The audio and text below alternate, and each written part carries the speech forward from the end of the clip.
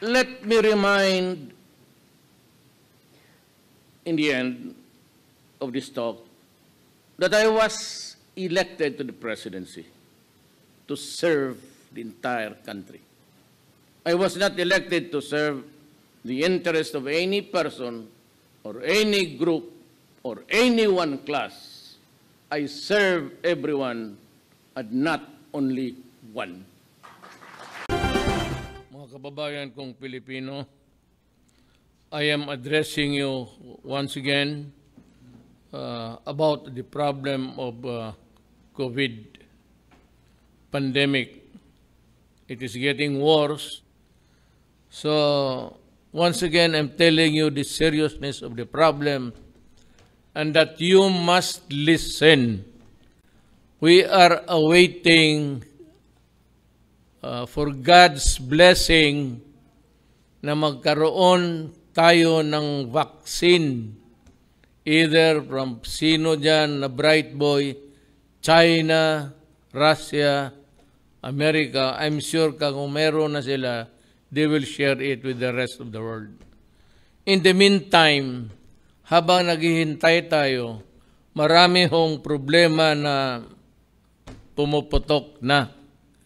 Hirap na nga tayo, wala ng trabaho, walang negosyo, and there are people really, you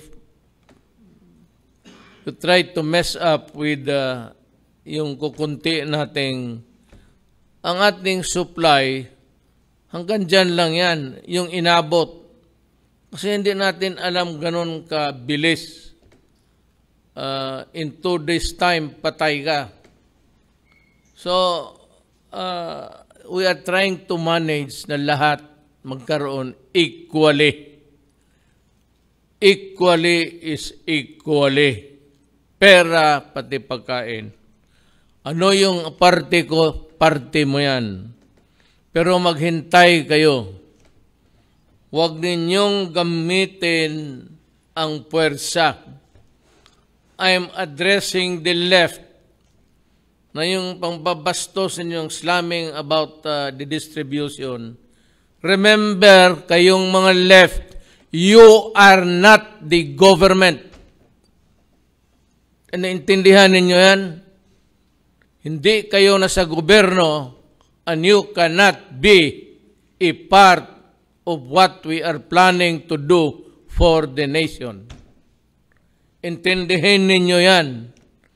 Kaya huwag kayong maggawa ng kalukuhan at mag-riot-riot dyan because I will order you detained at bibitawan ko kayo pagkatapos na wala na itong COVID. Huwag ninyong subukan ang Pilipino. Do not try to test it. Alam mo, we are ready for you. Gulo o barilan o patayan, I will not hesitate my soldiers to shoot you. I will not hesitate to order the police to arrest and detain you. Ngayon, pag kayo ang na-detain, bahala kayo sa pagkain ninyo. Kasi ibigay ko doon sa mga luko-luko kagaya ninyo panggulo, ibigay ko na lang yun sa mga matino pati ng mga ilangan. Huwag ninyo akong takutin ng gulo-gulo. Kasi kung gusto talaga ninyo ng gulo, guguluhin natin ang bayan natin. Total, wala pa naman pagkain. Kung gusto ninyo ng barilan, di sige. Gusto ninyo ng pukpukan, sige. I will not hesitate. My orders are sa police pati military. Pati mga barangay, na pagkaginulo at nagkaroon ng okasyon na lumaban at ang buhay ninyo ay nalagay sa alanganin, shoot them dead. tindahan niya, patay. Kaysa maggulo kayo dyan, di ilibing ko na kayo. Ayun, libing akin yan. Huwag ninyo subukan ang gobyerno kasi itong gobyerno na ito hindi inutil. Ngayon, tinanggal ko sa politiko kasi maraming reklamo. Tinanggal ko sa politiko yung distribution ng pera, pati ang bigas na pagkain. Binigay ko kay Secretary Bautista lahat na yan kasi itong DSWD may sariling distribution network na yan. Yung pangtawid. So meron, idagdag na lang nila doon sa matatanggap, doon sa recipient ng pantawid. Idagdag mo na lang ang pera na yan doon sa kanila. Kasi kanila yan. Yung pera na yan, inyo yan. Kaya lang, hindi ko man maibabigay lahat unevenly. Kaya kami na sa gobyerno ang distribute pati to determine how much. Huwag kayong do not entertain doubts about dishonesty and corruption. Hindi panahon na yan ngayon. Not this time, ako mismo nagsasabi. Kasi yung iba, nagdi-distribute, kinakating. Instead of 7, gawain yung 5 doon sa itaas sa repacking. Kaya ngayon, DSWD na. At yung pera, DSWD, pati si Secretary Galvez. Naintindihan ninyo yan? Wala na kayong pakialam. Tinanggal ko na ang politiko. Puro na ito sa gobyerno. Mga military ito pero retired civilian na yan. Yung mga goods, bigas, kung ano pang iba ibigay ng gobyerno, bilisan ninyo at pagkain yan. At mayroon tayo, sabi ko, mayroon tayong ginawang mga hakbang na to sustain us, but only if there is order in the society. Kasi pag maggulo, walang order, walang distribution na mangyari kasi inaagaw, inaambos, kaya mapipilitan ako na sabihin, wag ninyong gawin yan kasi I will not hesitate to order to shoot you. Yun namang mga repacking. Well, anyway, it's DSWD. But everybody else connected with the exercise of preparing the food and money, huwag ninyong kaltasan, huwag ninyong kunan. I will not, hindi ko kayo, uhulihin ko kayo, and I will detain you, makalabas lang kayo pagkatapos ng COVID kung dadating. Kung walang magdating na pangkontra ng COVID, then hanggang matapos itong mundong ito, diyan ka sa kulungan. Yan ang gusto mo, nag-warning na ako, gagawain mo pa rin, hindi gusto mo. Hiningi mo yan eh. Hiningi mo yan. Ang pera dadating, ang pagkain dadating, wag lang kayong magulo para smooth. Sa Bisaya pa hapsay. Ayaw o hadluka ang gobyerno. Do not intimidate government. Do not challenge government. Matatalo kayo. Sigurado. Magtiis na lang siguro kayo ng delayed delivery. Pero dadating yan at hindi ka magugutom. hindi ka mamatay sa gutom. Ito namang isa, itong mga trabahante, mga doktor, mga nurse, health workers, attendants and all,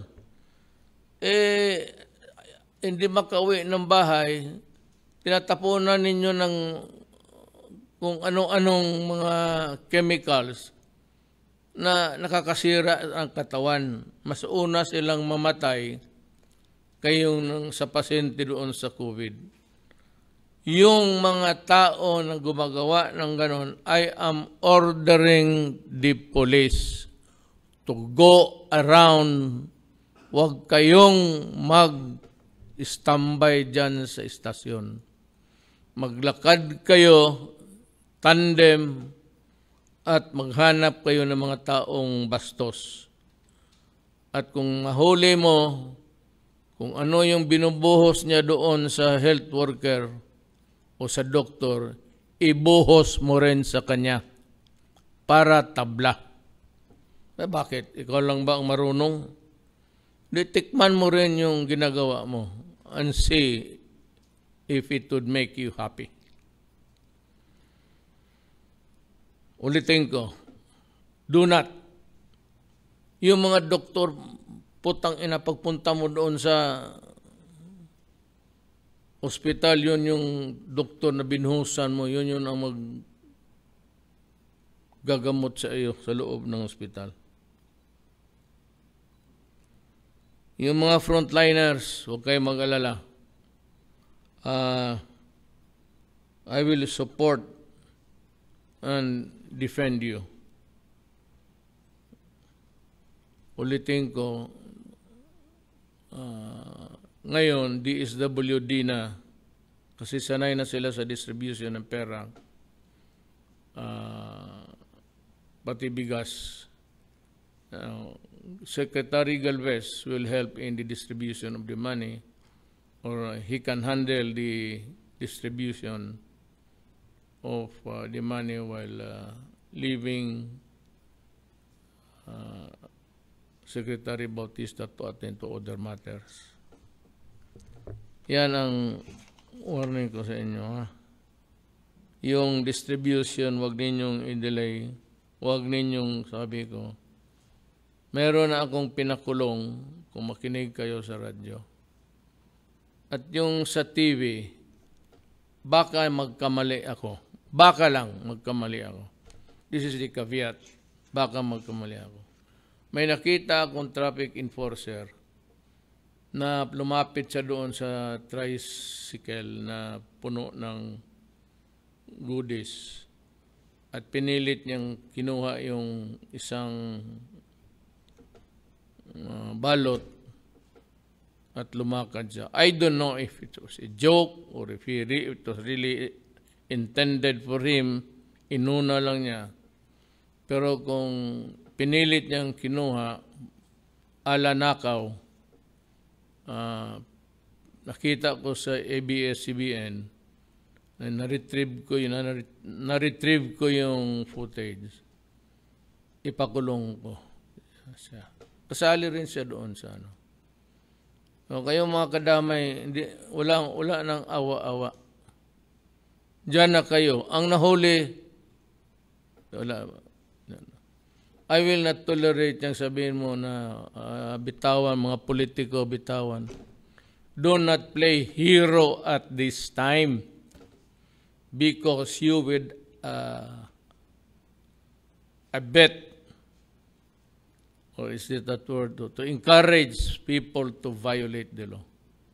Now is the time to set an example to everybody. Hindi kasi ako sanay ng takot-takutin. Not me. So, let this be a warning to all. Follow government at this time because it is really critical that we have order. And do not harm the health workers, the doctors and everything because that is a serious crime. At sabi ko sa police, siguro Bawal man yan, pero ako na ang sasagot. Ibuhos mo uli doon sa nagbuhos sa mga doktor pati nurse. O kung kaya mo, ipainom mo lahat para matapos na ang problema natin. Maraming salamat po.